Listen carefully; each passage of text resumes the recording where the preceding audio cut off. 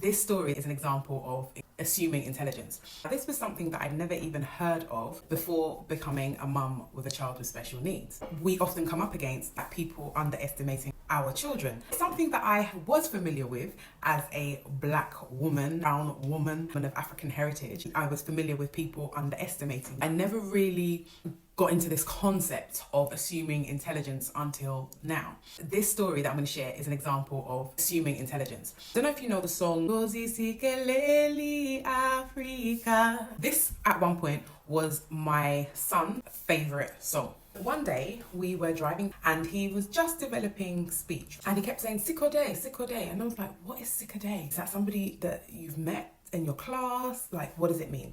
Couldn't figure out what Sikode was. Another day, driving, he's going, Sikode, Africa. I'm like, what is he saying? And then I was like, are you saying Gozi Sikeleli Africa?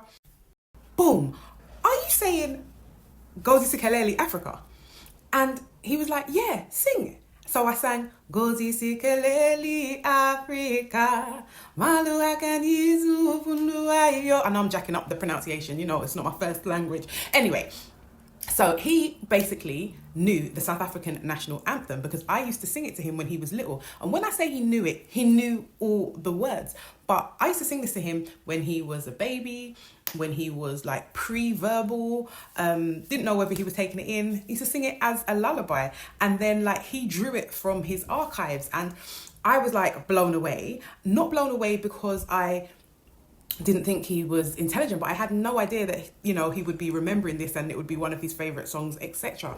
And so what am I saying here? I am saying that this is an example of like not underestimating people in general, but especially our children with special needs, because sometimes things are going in, but they cannot communicate it in the way in which we might be able to receive it.